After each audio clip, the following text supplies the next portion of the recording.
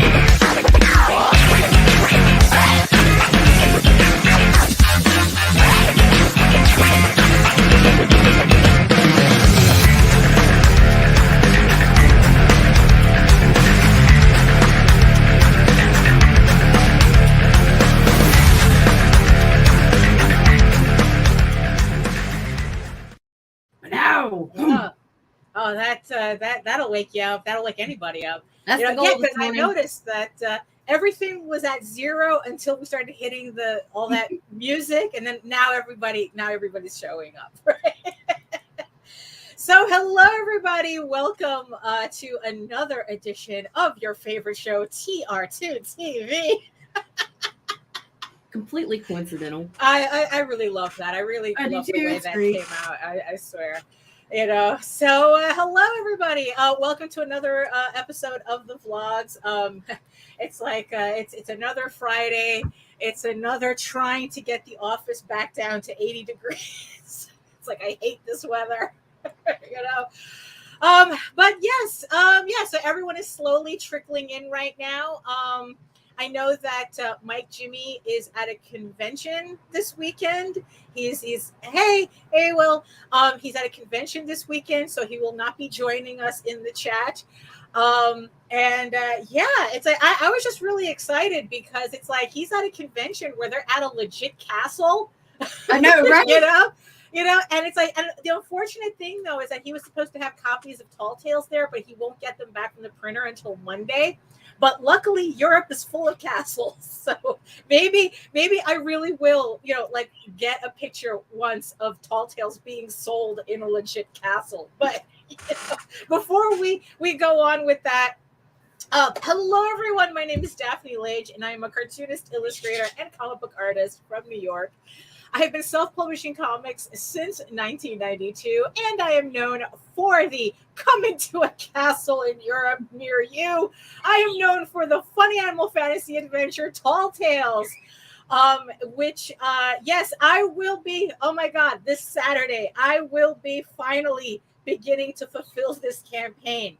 The last of our stretch goals are finally coming, and they're going to deliver on Saturday. We're going to pick up some last minute supplies, and then hopefully by Sunday we can start getting these packages out and getting all your books out to you, so that I can get my table completely cleared off for our next campaign, my medieval fantasy soap opera drama, Eagle Raven, Heir of the First Unicorn, Volume 1, collecting issues 1 through 4. It's in pre-launch right now. Hit the link in the show notes below. Hit the notify me button so you get notified when the campaign goes live on August 22nd. There's a lot of first day goodies. I actually showed them on the stream if you missed it on the previous episode. Those things go really fast. So if you want to be the first ones to get like a nice goodie bag added to your order at no additional cost, sign up for the pre-launch and keep an eye on the campaign when it launches on August 22nd. So, in the meantime, you can read both my comics online at Tall Tales, TAILS online.com, and egoworks.com, EGOWORKS. And you can also check out all my videos on how I make my comics here on YouTube at my channel at Daphne Lage, Lage Art, which simulcasts through the Ragin 2 network. So make sure you hit all those subscribe buttons, all those notification bell buttons, so that you get notified whenever any of our videos go live. Take it away, Nita. My name is Nita Lanning. I am a writer, vlogger, blogger from Southeast Louisiana. I am the blue-eyed savage and mouth of the South. I am the executive producer of the Ragin 2 broadcast network. And look at that brand new office that you have there. Look at that. I mean, that came out a lot better than I was. Because of course, I was seeing it in its ugly face. Oh yeah. And really, it's like night and day. I mean, it's still not done. I'm gonna do some underlighting underneath the top shelf. Right, I'm gonna have like the really rainbow LED strips. Yeah. And I'm gonna get pink across here to break it up a little bit. And yeah, no, but it's sexy. looking really good. Yeah. So but it feels fresh, right? At least like it feels new. Does it feel more organized, or were you still have? No, because the disorganization, the part that needs to be organized, is what you're not seeing. Right. Okay. Which I'm getting there. Getting there. But this was important for filming, so right. Yeah. That had to be so done is first. that like kind of done, or you still got stuff to do with it, or I still have stuff to do. Right. I still have a good bit to do to it, but it's functional. Right. The shelves are up. Right. I mean, the manga has support. Yes, the exactly. Comics are supported. Instead of being the support for the shelves, now the shelves can actually. Yeah, they're actually on shelves. They're not these shelves anymore. So like I can like grab a book now and be like, hey, check out Full Metal Alchemist. Right. Like, whatever. Right. Exactly. No, that's probably the most convenient thing. Whereas before the shelves were resting on the books. Right. Yeah. So were you able to fit everything back into? Some. Oh, okay. So you have more room now? I have 2 shelves that are empty on the bottom on each side, and a very little nice section back here that's still gapped. Right. I'm not getting it. And HR is still there somewhere? No, HR is in the bedroom until I'm done. Oh, okay. Well, that's true, right? She'll probably go down here somewhere when I'm finished. Right. Yeah. She doesn't need to be disturbed right now. But it's looking really good. Thank you. Yeah, it's gonna look really hype with the lighting. And I'll show y'all another time. For House of Bob, I got a black light. Ooh! Oh, so that pink is gonna really glow. Not as much as I wanted it to, right? But I'm thinking I might need a couple more tubes to hang above it and run those down and see how that does. So we'll see. Very nice, very nice. See, this is what we do for all of you, to give you a very aesthetic looking show.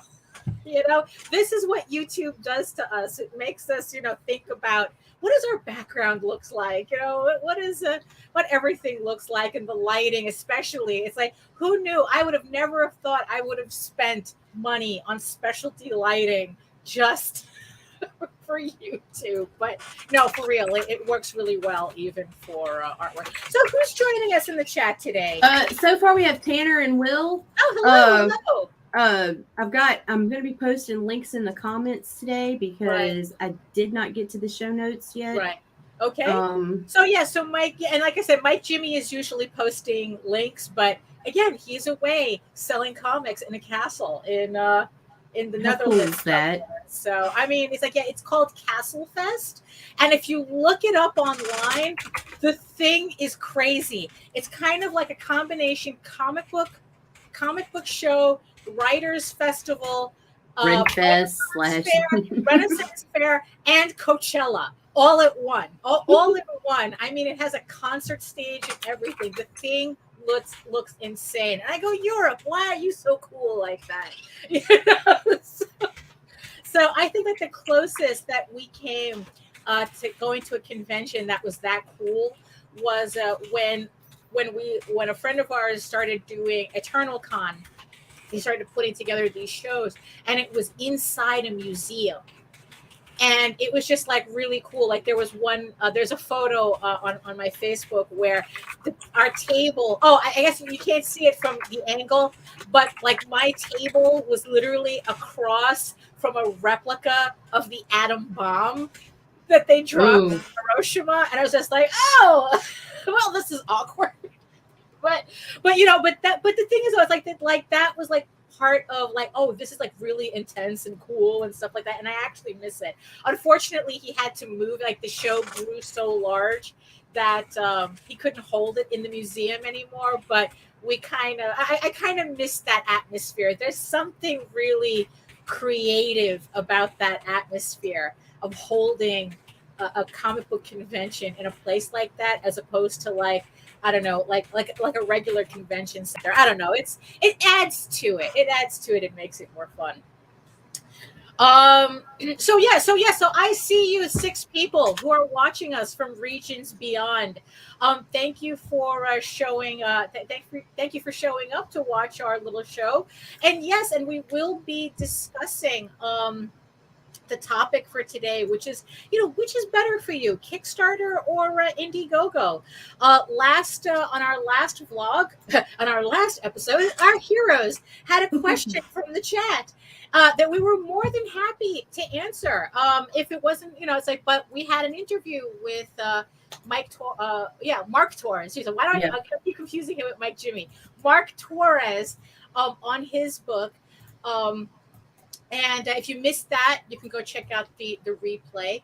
And so we said that we would talk about, I guess our comparisons of the 2 platforms today. So which we are, but I just want to get through a couple of things. So do we have any housekeeping on your end to go through? Yeah, I got a little bit to go through. I've got, don't forget, Sunrise Blossom 1 through 3. It's in the sign-up phase right now over on Kickstarter. And also, Roadkill Rampage is heating up and kicking ass over there. I really like this image. Me too. It's like really gory. It's just I love very striking. It's like I always like it when it pops up. I'm loving this one.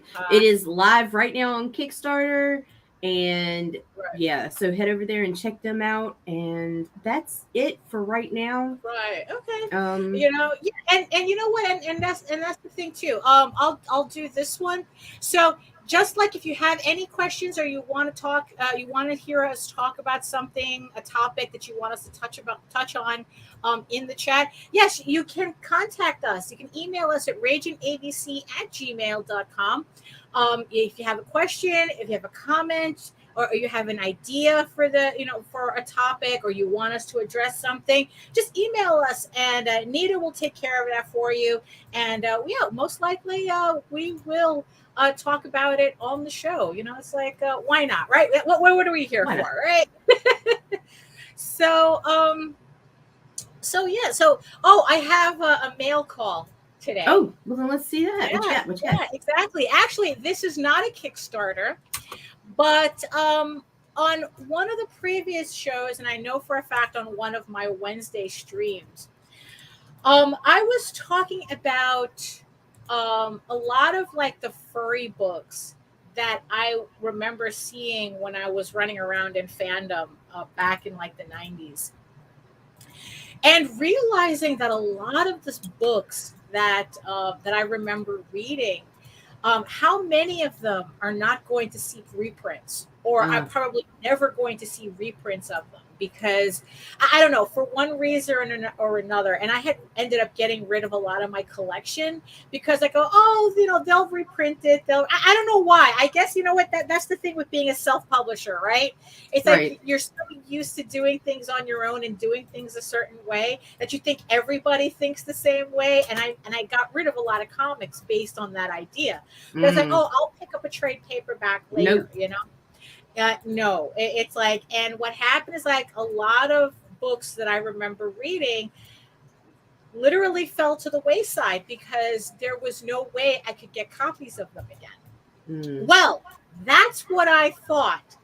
So on a previous stream, I was talking about an artist that I guess it's like you could say she was my literal introduction to, because we sat next to her at our very first conference out in California, and that's like Confer FUR-ENS. I think it was Conference 6 that was our first furry show, and we sat next to Roz Gibson, who if any of you know or don't know, she created a character named Jack Salem. And he's kind of like, and it was kind of like she was kind of like the Bret Easton Ellis of furry, pretty much. It's like it was a very nihilistic, dystopian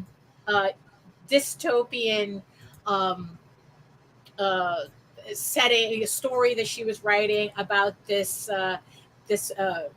furry character. I forgot what kind. I think he was like a Soat or a Martin or something, where he was a serial killer, you know, and he was extremely popular in the fandom. Like I said, there are two things that are always guaranteed to have really strong fan bases: sex and violence, right? Always.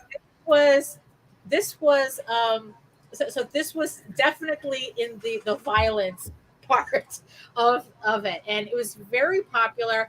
We even met a guy who, I guess he was kind of like the official cosplayer of Jack Salem. He had this beautiful fursuit made up, dressed up like Jack Salem and everything. And I was kind of lamenting how I had gotten rid of my original copies of these books because, I can get them in a trade later. I'm sure Roz will put them in a trade.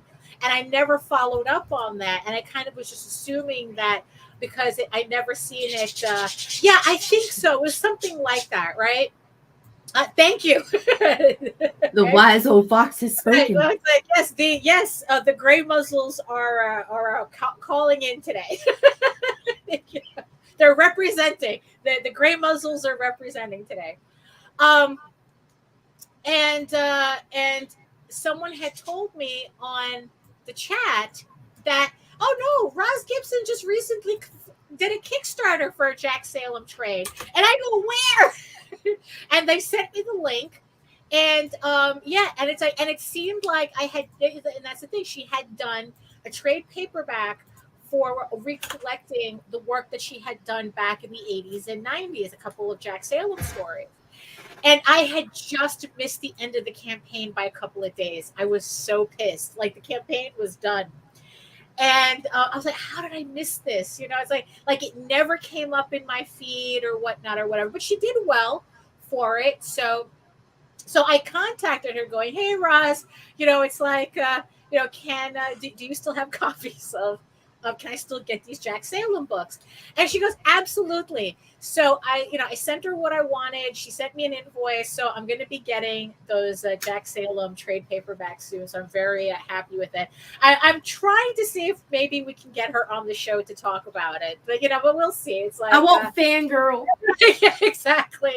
I won't. I haven't seen her in years. And it's like, it's just, I was very young and stupid back in my fandom days, so I get a little embarrassed thinking about it because, like, I was kind of acting a way that maybe I shouldn't have back then. In what way was that, Daphne? I don't know. It's like, like I said, it's like, you get kind of young, stupid, and a little too enthusiastic, and you get wrapped up in drama and stuff. I forgot to ask, but that's okay. If she does or she doesn't, So I was talking to her because she had asked under what context the Jack Salem came up. And I told her, that's like, oh, yeah, it's about like all these collections. And I was especially talking to her about Xanadu and Vicky Wyman, who had recently passed, well, a couple of years ago. And I go, and it's like, yeah, and as far as I know, no one is going to do a Xanadu collection. And she goes, oh, if you talk to Ed Zollner, he still has copies of the original printings. Shit. And I go, for real, which is like really funny because Ed Zollner runs a furry distribution company called Second Ed. So if you go to seconded.com, I think it is, you can find his website. So, and what's funny is like I sell books to him all the time. I sell Tall Tales to him. I sell Eagle Raven to him. We sell Oswald to him. And it never occurred to me to actually look at his website. It's like I'm such an asshole. And so I went to his website. Yeah, I know. And I went to his website and he had the original printings of Xanadu. And I had lost my copies. I think I lost my copies in one of the great mouse plagues of the office. Like, look, it's like my office, this poor office has seen nothing but plagues. It's like it's seen a mouse plague. It's seen a flood. It's seen roaches. It's the whole thing. This poor office has seen everything. And I ended up losing some of my books to the mouse plague that happened. But he actually had copies of the original printings for sale. So of course I had to pick them up. So I got these yesterday. So for those of you not familiar, these are the OG printing from 90 something, I think. It's like, let me see. This is the first volume called Thief of Hearts. This is and let's see. This was printed December 1993. Jesus. 1993. So, I mean, so this is kind of like. What was his asking price? The cover price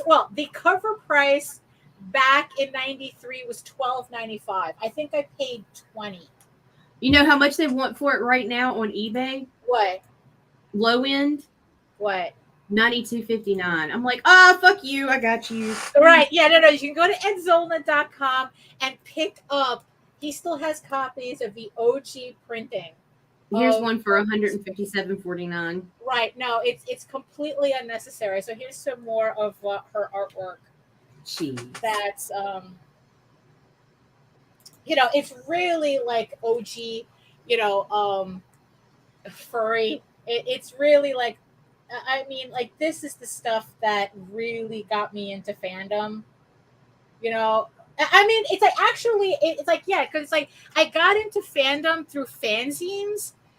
Those stapled, those black and white stapled Xeroxes, and then it's like I just ended up finding all these self-published books that it's like I don't even remember. Like some of them I remember seeing in comic book stores during the black and white boom or bust, depending on how you look at it. I don't know. Wise Old Fox. It looks pretty white on screen. Well, you see, this is the thing. This copy is still white. This one, I guess you don't notice it so much, but when I opened up the envelope, it's yellow. It's absolutely yellow. I mean, maybe you can notice it when I put both books together. Yeah. Okay. Yeah. Yeah. So it's just like, oh, okay. Oh, what's ironic is that it's the first one that's whiter than I guess it depends on the type of paper that they printed on. Right. That there you can kind of see it like that. But no, I still don't. No, I'm kind of bad at that. I really am. It's like, look, all I want to do, like everybody else in this business, I just want to like just put my face on my drawing table and just draw, and just draw these comics, and that whole thing, that's all I want to do. But it's like only now. It's like I don't think. Look, I think I've only somewhat networked properly in only the last 2 years. when the whole lockdown forced me to have to go online to talk to people. So I was just like really excited to get these and just seeing the artwork again. I was just like, it's funny. I don't know if I'm sure nostalgia has a lot to do with it too. But the thing is though, to see some of the artwork that really, really inspired me in its original form is just really nice to see again. Just like I'm sure when I get Roz Gibson's work that I'll be like, this is what I'm talking about. This is what I'm talking about. This is the art style that I really, really like. I mean, it's like it's just I don't know. It's a cartoony style, but it's still telling a story. Especially when you see Roz Gibson stuff, because especially how dark her stuff goes, but it's still a very cartoony style. I mean, it's just like, I don't know. It's just, there's just something about it that this is just what I prefer. So, yeah. And he had a whole bunch of other books too that I was I'm looking, okay. It's like insane. Yeah. He has, I'm like filling up this shopping cart right now. Yeah. So, So if anybody is looking, yeah, right. Exactly. So if anybody, I'm pretty sure you can put the link. Link in show notes, right? So if you're looking for some old school furry stuff, it's like, Ed Zollner, seconded.com will pretty much have everything that you're looking for. I was very pleasantly surprised. I really did. Also not for nothing though, I kind of ended up hooking up with people I shouldn't have. You ran with the wrong crowd, Daphne? I think I did. That kind of like put off a lot of people. And I mean, but that's kind of like a more private story. It's like I don't want to name names or anything, but I mean, it was just, what it's like, because like now it's like, all the weirdos hang out. Hey, all the weirdos hang out on Twitter, and to kind of avoid people on Twitter. And that's where your own crew's still at. And it's like, and now it's like, back then though, there was no Twitter. It was just all the drama was in person. And I know that I had allowed myself to get very easily sucked in to drama at the time, and I know that probably wasn't a good look. So it kind of got in the way of networking a bit. But that's just me looking back, because I don't know. It's I'm hoping I wasn't too terrible to anybody. I don't know. Oh, the snobbery. I know. Yeah, I know, really. So there you go. So if you want to get your old school furry on, Ed Zollner got the books for you. I got 4 books ready to go. Right. And the thing is, though, what's funny is that when I knew, this is more for Joe D, though, is that when I first knew Ed Zollner back in the day, he specialized in Giantess comics at the time. I don't know if he's still doing that or he still has a category for that. But yeah, it's like Giantess comics were they were a huge thing. See what I did there? Back then, that it's like that was like, it's like a whole genre that he specialized in. I don't know if he still does, but it's just that when I first saw Joe D's work, I go, oh, I know what that is. I've seen that before, So it was just, it was just really funny how, time really is a flat circle, and everything just comes around the way it does. So we're just hitting the half-hour mark. I know that we promised everybody a discussion about Kickstarter Indiegogo, which we are more than happy to do. So why don't we show some love if we have any more bumps there, and when we come back, we will talk about we'll try to answer your questions about the two platforms. So stay tuned. Infamous gunslinger Desmond Gibbons, better known across the Wild West as the Cactus Kid, comes to the sleepy town of Clarkson. Trouble finds him in the unlikeliest of sources, the sheriff. After their conflict, the Cactus Kid finds himself inexplicably wearing the badge of a lawman. Later, while on the trail of a serial killer, he and his deputy run afoul of a powerful druid, and the events that lead to the Cactus Kid's transformation into the hulking, four-armed projectile reptile are even more than the druid bargained for. From the Wild West to current-day Los Angeles, where he meets superheroes Black Eagle and Red Hawk, and forms an uneasy alliance with the stunning but deadly Kitty Hawk. Join the projectile reptile on a journey of gunslinging druidic magic, superheroes, and artifacts. Projectile Reptile from Dojo-kun Comics, only on Indiegogo. Are you ready for the truly Wild West?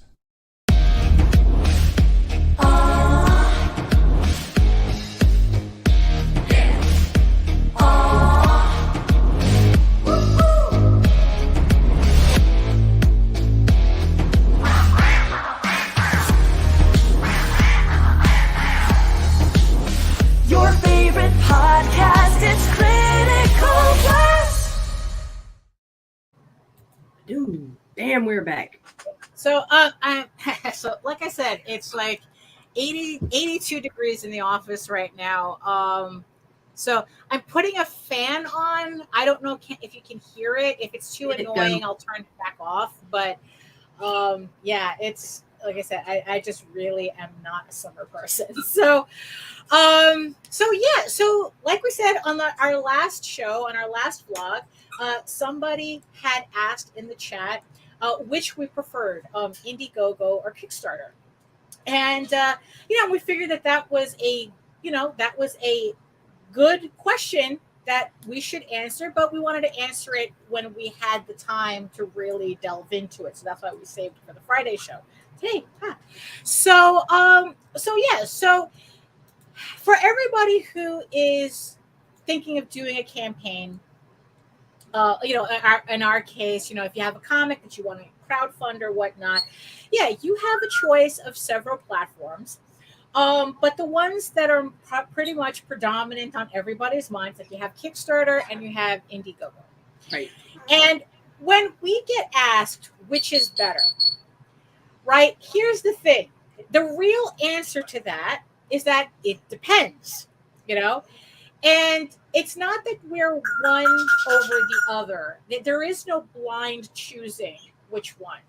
Because in the end, you have to choose the platform that's going to be best for you and your project. And I just want to put a disclaimer out there that it's like, whenever we're talking about stuff like this, we are talking from our experience, our personal experience with these things. Whether, if we talk about marketing, social media, crowdfunding, how to do comics or whatnot, everything we talk about is from our personal experience. We are not saying that this is absolutely how you have to do things, although sometimes it might sound like that, but that's just our personal preference pushing through. So take, listen to everything that we have to say and take what you need in the end. It's like what works for you, because leave the rest. Not everything is going to work for you, just like not everything works for us. Something that works that we've seen work for other people absolutely do not work for us, and vice versa. It's not, nothing is universal. There you go. It's like nothing is universal. Nothing is one size fits all. It really depends on what you're trying to accomplish, the audience that you have, and all that. So Nita, let's throw this. Let's start this with you. So, let's see. So when someone comes up to you, okay, which we did. And what's the first question I ask them? Yeah. What's the first question? The very first question I ask you is, where are you strongest in social media? Is your strongest presence on Twitter, or is it on Facebook, or other? If it's other, don't crowdfund. If it's Twitter, that would be Indiegogo. And if it is Facebook, I would refer you to Kickstarter. So even the type of social media that you're strongest in might be an indicator as to which platform will be strongest for you. Now here's absolutely. So okay. So you say, so if you're strongest on Twitter, it's Indiegogo. If you're strongest on Facebook, then Kickstarter might be better for you. Now the thing is, okay, so what if, it's like they're just starting out. Here's the thing. They don't really have a social media presence. They're kind of building everything from ground zero. Then Kickstarter for simplicity.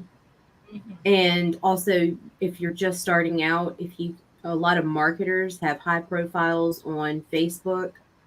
And so that'll help you along with Kickstarter as well. Indiegogo for me has always, I don't want to sound like I'm knocking Indiegogo because I do back campaigns on Indiegogo quite frequently. While Kickstarter is personally my preferred platform, Indiegogo has a lot of perks to it too. However, Indiegogo seems to be a harder build. Like you have to have a built-in audience ready for you there, whereas Kickstarter, you can come out the box and have more success, if that makes sense. Right. Yeah. Because in my experience, I use Kickstarter. I've always used Kickstarter. However, I have seen. So what is your strongest on Instagram? That's a good question. Okay, I'm still gonna go with Kickstarter for that one too. Because it's connected to Facebook? Because it's connected to Facebook, and your Facebook audience is seeing your Instagram, whereas your Twitter, if you're sharing the feed, they have to second click to go over. True. Yeah. So the thing is, I personally I've always used Kickstarter, but I have seen JD, who does the Oswald Chronicles and Tall Tales, I have seen him do Oswald's campaigns on Indiegogo, and it's night and day what we've seen. In our personal, like I said, it's like this is all based on what we've done. So like I said, for us, we use Kickstarter for the very reason that Nita was saying, that it just seems easier to build an audience on Kickstarter. Even if you're just starting out from the gate, if you have even the smallest audience, Kickstarter just makes it easier to build from that. So because it's like their algorithm is very, I don't want to say user friendly, but it's very easy. And I don't want to say manipulate either. It's just very easy to kind of get it to work in your favor if you can get certain parameters going for you. Well, basically it's percentages of pledges. Really, it goes based off that. Once you hit 100%, every time you kick over 25, 50, back up to 75, and again to 100, every fucking time you hit a percentage with Kickstarter, you're getting that boost from the platform itself. Right, yeah. So, yeah, which is also why doing pre-launches is important too. Right. For Kickstarter. Because although, speaking of Indiegogo, this is where I start seeing some of the differences that I wish Kickstarter would allow that Indiegogo doesn't. So like we said, Indiegogo, you kind of need to have an established audience already to go on it, because that platform, from what we noticed, it does the algorithm. I don't know if there is an algorithm. I don't know either. Yeah, it's like it just like if you don't have an audience already finding you, you're gonna have a rough time. It's like, because where JD can make $2,000, $3,000, $4,000 on Kickstarter, he can barely make $500 on Indiegogo. Right. Which means that usually you don't have a crossover. Once somebody buys your stuff on Kickstarter, they're not going to go to Indiegogo to buy your stuff. And usually it's vice versa too. So you're talking about, you're building two very distinct audiences that very rarely cross over, and not enough to be significant to be worth concentrating on both. Both. Yeah. The only I've seen that work on just a couple of people. Right. Yeah. Like Billy Tucci, he could do both. Well, and, yeah, and exactly. make bank on both. Yeah. You know. That's right. Yeah. Like I don't know if Brian Pulido uses Indiegogo. I don't think he bothers with Indiegogo at all. You know, it's like, but yeah. So it's like I think for like the average person, you when you decide to commit to a platform, you have to commit to it. You can't really play both platforms off of each other because especially for Indiegogo, it's for me in my experience, it's tougher to build an audience there. Usually and usually the audience on Indiegogo, they're looking for very specific things, and if your book doesn't fit that criteria, they don't really pay much attention to it, even if you do cross their eyes. Where on Kickstarter, you're more likely to find people to experiment with your books, especially if you offer collectible versions. You know, like that's question number 2. What's your genre? Right. Because if you say manga or furry, yeah, or even horror is wishy-washy. It could go either way, really. Right. But if you say manga or you have a furry lead, then you definitely want to be on Kickstarter. Right. Yeah. Because it's like the audience is more open to those types of books. Or like I said, on Indiegogo, they're looking more for very, very specific things. And sometimes to the point of hyper specificity. So if you're really, so depending on your genre too, it depends on, it's like we would again kind of recommend you more towards Kickstarter. Because the thing is, like, there are certain things that Indiegogo does that Kickstarter doesn't do. Especially when it comes to pre-launches. So you can do pre-launches on both.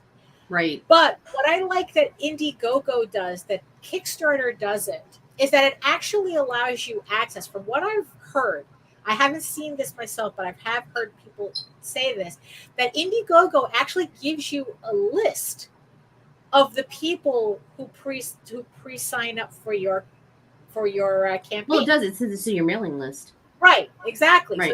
So they're building up your mailing list from there. Yes. They're doing like a combo. So you have direct access to the people who are they just want to be notified for your campaigns. So you can be really, really creative with your pre-launch for Indiegogo.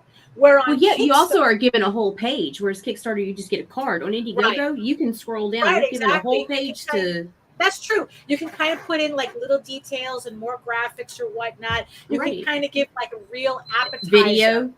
Yeah, you can kind of give a real appetizer for your campaign. Where on Kickstarter, it's just a card and it's like, and all you get is a number. That it's like, okay, X amount of people, like in my case, I have 82 people signed up for the Eagle Raven Volume 1 campaign. But that's all I know, that there's 82 people. I don't know anything else. And we love all 82 of you. Right. And yes, and we do. And we do love all 82 of you. But percentage-wise, I know that not all 82 people are going to convert over. And for me to try to do that is a little bit more difficult. Now, we have our friend George with Wonder Duck. He actually killed it with his conversion rate. He had like up to 50% conversion, which is unheard of. If you can get 20% of people to convert over on that first day, you're very fortunate. And what he did was that he did this whole thing where if you signed up, if you hit the notify me button and emailed him saying that you're signed up for the pre-launch, he sent you a digital print. And I'll get to that in just a second. Right. Yeah, exactly. No, because that's also something that Kickstarter doesn't do. But if you pledged to a physical tier on the campaign and told him that you did, then he will put a physical print. Like it was just this whole thing that he did where it's like where he got a really high conversion rate from that. So you hit the notify me button, you emailed him, he sent you a digital print. And if you backed his campaign on a physical tier, he gave you a physical print of that pre-launch print. So not only does that tell me, because it's like, honestly, if someone's going to go out of their way to email you, the likelihood is high that they are going to pledge to your campaign. Right. So I thought that was really, really smart on his part to do. Absolutely.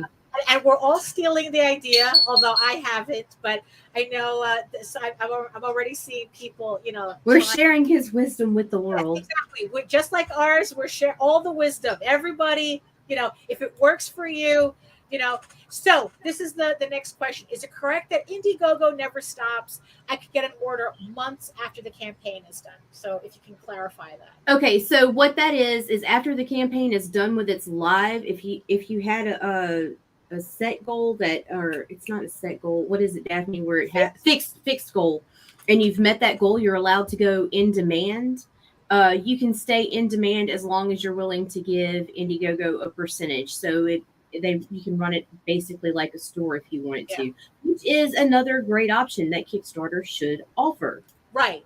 Which, but the catch is that you have to make a certain amount of sales every month for that in demand to stay open. If you don't, they will automatically close that in demand down after I think like a month or something. So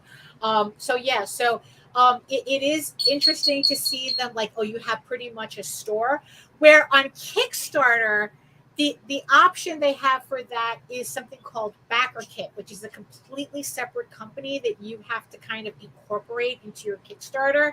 I'm beginning to look into that right now, but I don't have any real information to share. Pain in the ass, I'll tell you that. So yeah, I don't know anything about that. I hear that the setup is kind of nightmarish, but once you have it set up, it's like you literally have a store after. Talk to Rob. Oh yeah, exactly. Yeah, see what that is, because I'm kind of wondering whether the pain in the ass part is listing all of your items, so it's actually tedium, not necessarily coding. So because I can handle tedium, So I will when I get more information. Yeah, no, it's bad. Meredith and I tried to figure out Backer Kit for somebody, and it was like, yeah, you're on your own. Like, yeah, because it's like that's kind of like the way on Kickstarter. Yeah, like I said, that's what I keep hearing. That's a pain in the ass. But once you have it set up, it's like you have a store on your campaign. So once your campaign closes, people can still go in and buy it from Backer Kit. And it seems to give you a certain flexibility. But, where on Indiegogo, something like that is already incorporated into your campaign. Because I've done that plenty of times on Indiegogo, where a campaign was long finished, but I was finally able to buy the book, and I was able to just go into in demand and just buy it, and that's it. Let's see. So what else about Kickstarter? The tiers. The way you can set up the tiers. Yeah. I much prefer Indiegogo because you're given the option to take individual pictures of what you are getting. So even though you scrolled through this fucking sometimes 40 fucking clicks walls, you can just go over here and look, and it's simplified. Here's a picture, here's what you're paying for it, click it. No, I much prefer that. Much prefer that. Kickstarter really should utilize that. I'm surprised they haven't done that yet, because also, especially with their newly formed committee, their advisory council. What are you people advising? Y'all need to get to work. Yeah, exactly. Changes. Because it's like that, because that I really like on Indiegogo, especially, and also when you go on in demand, when you see the add-ons and you see little pictures of what you're getting, as opposed to just looking at titles. So it's like so if they were to do that on Kickstarter, because right now on Kickstarter you have to put all that in the campaign. Yes. So that people can see, like, okay, what is it that I'm getting, and then you kind of have to cross-reference with the tiers. As opposed to, look, if I could get just to put the pictures on the tiers itself, on the reward levels itself, it would just shorten my campaigns. I think it would save people a lot of time and confusion. Right. As to what you can actually get in a reward level. So yeah, so for me, I'm hoping that they implement that soon. Also, the biggest issue, the biggest difference between Kickstarter and Indiegogo. Indiegogo charges pledges Immediately. at the moment you make that pledge. However, that's a big one for everybody. Because it's like with Indiegogo, you make a pledge, boom, you are charged for it. There is no waiting. There is no so you have to be sure what you want on Indiegogo when you make your pledge. Oh yeah. With Kickstarter, you only get charged after the campaign ends, which may sound like a good idea on the surface level, but depending on kind of like the bigger you get, the more nightmarish it actually becomes. And why is that, Daphne? Well, because what happens is that when you have 30 days or whatever, or 60 days or whatnot to decide whether you want to buy something or not, a lot of people kind of flip-flop, change their minds, or just make asshole pledges. Yeah, pretty much. It's like we've seen a lot of people who they make pledges, very, very large pledges at the beginning of the campaign. And then throughout the campaign, they're changing their pledges until right before the campaign ends, they completely drop altogether. And it's like, why'd you do that? Especially, and the thing is though, as creators, that's very frustrating to us. And it's like, and what's funny is that you only need one person to do it, because that's annoying enough. Because it's like, I've had people, they pledge to a $500 tier, and then like the second, I don't know, a launch party is over, you get off screen or something, they all of a sudden, it's like they you think you've made X amount of money, and then right after they change their pledge to like, $1 or $40, as opposed to the $500 they initially pledged, or they just drop completely. That's another thing that the Kickstarter committee ought to be working on, is figuring out a way to resolve that. I think a good way is you lock them in. You lock them in like you do with Indiegogo. You don't have to charge them immediately, but they're locked into that amount. Yeah. And you can go up, but you can't go down. I mean, because it's like that's the one thing that I really got to give Indiegogo. That's like, look, if you purchase something, that's what you're purchasing. That, it's like none of this, messing, because that's the thing too. When you have so many things on Kickstarter that, you have bonus levels, you have your stretch goals, you have certain things that are dependent on reaching certain monetary goalposts. The last thing you need is somebody messing with that. It's like, this is what happened on my last campaign for Ego Raven. We made it to $6,000, which unlocked a short story that, because it was going to cost me money to add those extra pages into the books. So yeah, of course, I had to lock in. Exactly. Yeah. Corey's seen it happen. Yeah, it's like, so it's like I was locked into that responsibility. I hit 6,000. I made the promise that the story would be in the book, and then what happened is that I had backers. I had their cards bounced. So along with the fees, I lost about $1,000 on my last campaign. So technically, I never made that goal, but I still printed the story anyway, because I promised it. So it's like, I'm not going to take it out on everybody who pledged and really were excited about getting this extra story. I'm not going to take it out on them because a couple of people decided to be assholes with their pledges. So, but the thing is though, is that that's a problem.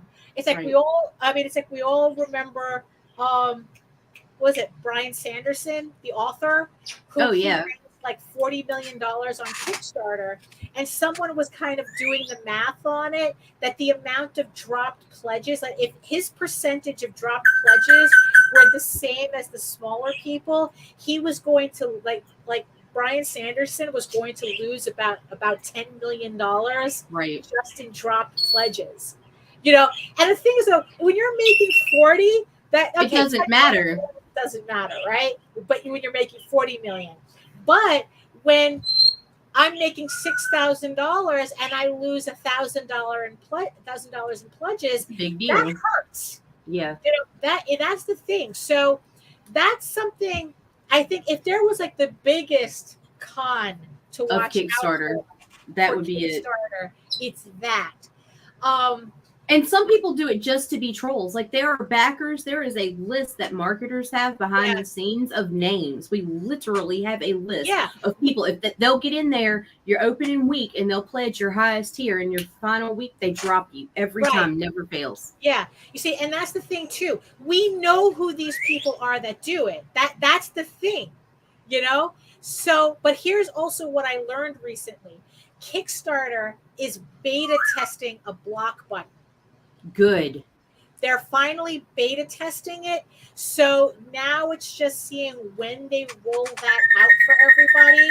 So it's like, so that might be a way to help mitigate this. Although honestly, I think that because what that does though, I think locking in financial obligation would be better. Yeah, because you know why? Because it takes that responsibility off of us. Yeah. Because now it's like we're the ones, now the onus is on us to keep track of these assholes who are doing because then what if you end up, say somebody backed a higher tier and life happened, a kid needed surgery. For example, Rowan broke her fucking retainer again. Right. How much is that going to end up costing me and C? Or we're still going to back everything we've pledged for, but still, like, shit happens. You get that one-time backer that ends up backing out, and then you block them because you're pissed because they backed out and they were willing, they backed everything you've had before. Yeah, no, that should be on the platform. I think that's the thing. It's like, I think that puts a little bit too much responsibility on us.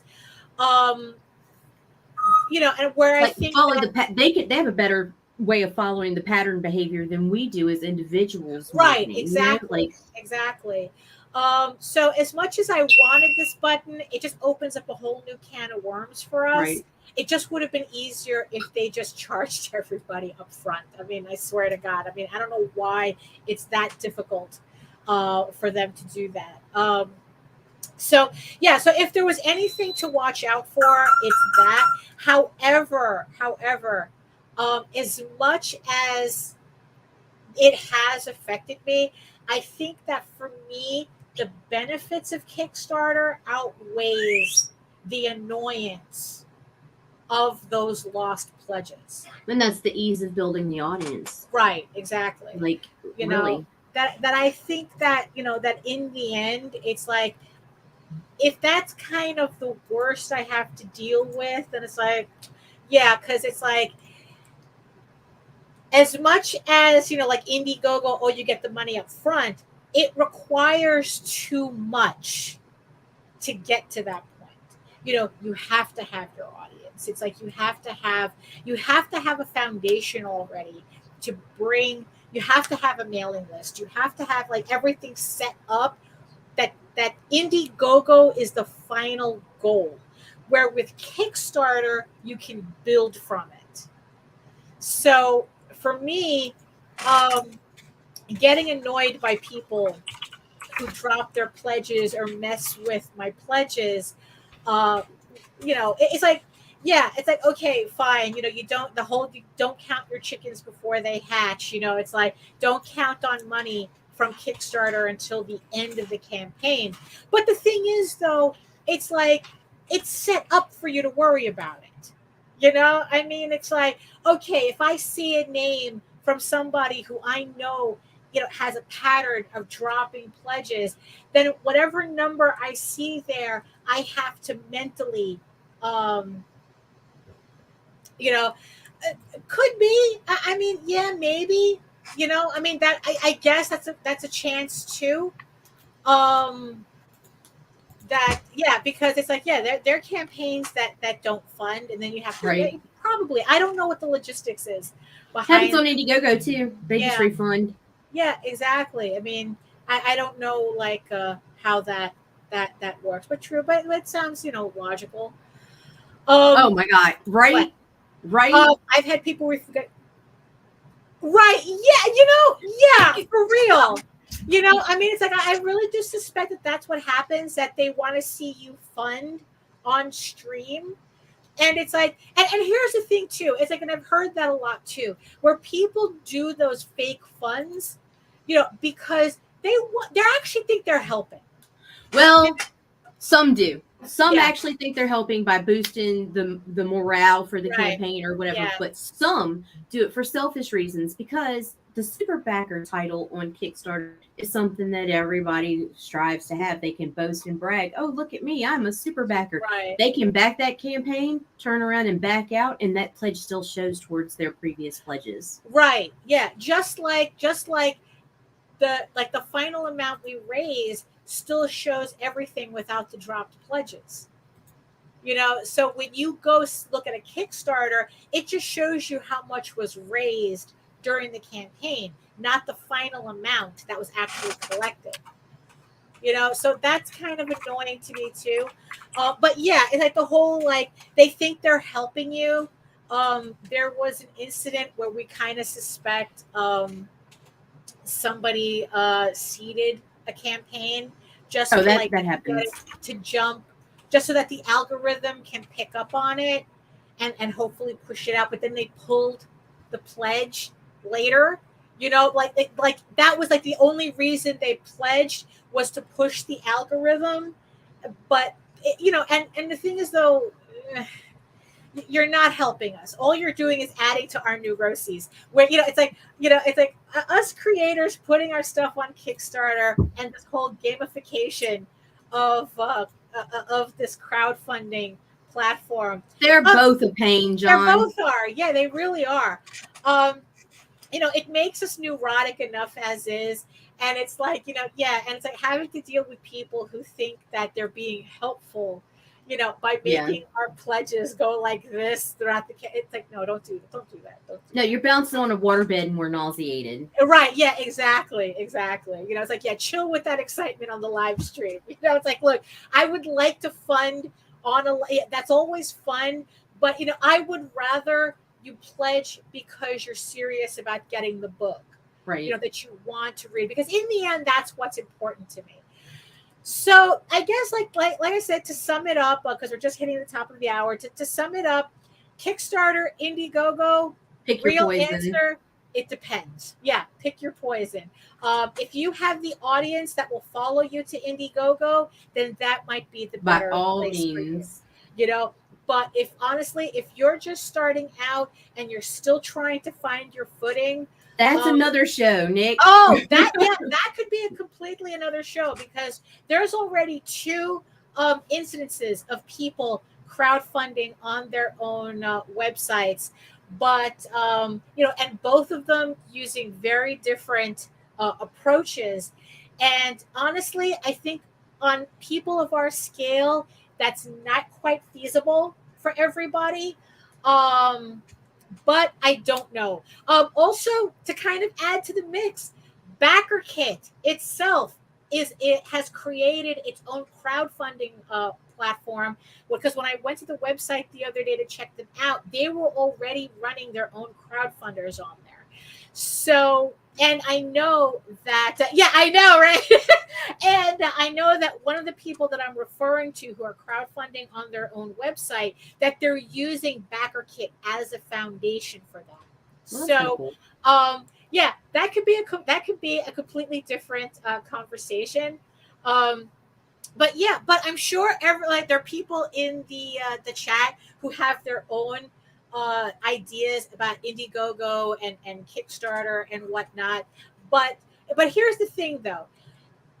When you ask for this advice, and if all you're getting, I don't like one, I don't like the other, that's not a real answer. No. It's like, we're creators, we're making money off of this stuff. And it can't be about personal preference just because you think one is icky or one is, this I didn't like, it's like there has to be a real reason as to why one works over the other. Like I said, if you have the audience that will follow you wherever you go, then Indiegogo might be the better place for you. If you're just starting out, you're still finding your footing in all this, Kickstarter might be the place to do it. And if you're just starting out and you don't have a big following from any platform, you might want to go over to Twitter and start building yourself up if you have a superhero comic and head over to Indiegogo. Right. There's so many ifs. There's just... Right, exactly. And it's like, what does your social media presence looks like? What does your mailing list? Do you have a mailing list? That's a whole thing. Do you have direct access to an audience where you can actually gauge this type of thing? Right. Because if you don't have an audience at all, that's going to make it, it's like your decisions, the decisions that you make it's going to be affected by that. So, I hope that, I hope that we were able to answer that question. If you want us to clarify certain things, please feel free to ask, and we will answer that, answer everything on the next show, because I know it's like hustle culture is real. There we go. Ragin@abc@gmail.com. Hustle culture is real, and we need all the help we can get and all the clarity that we can get. And you know what? I'm just like, look, and I think like the biggest thing that could really help you is other creators, is helping other creators, and because we're all in this together. It's like if we can all thrive together, then it benefits everybody. It's like no man is an island unto himself type of thing. It's like it doesn't work that way, because we're not even getting into the whole trading links and trading campaigns and helping promoting other people and in exchange for them promoting you and blah blah. Like there's so many moving parts on doing crowdfunding and just trying to keep your head above water on this. So for now, this is what we got. So like I said, take what you need, leave what doesn't work for you, or you're pretty sure doesn't relate to you. But the thing is, though, it's like just, this is what we got. And we hope it was helpful on a certain level. So I just want to thank everybody joining us in the chat. I want to thank the 8 people who are watching us from Regions Beyond. Thank you for sticking with us for the entire hour. And I hope you got something out of this, or at least, maybe you just like listening to us ramble. I don't know, No, thank you, sir.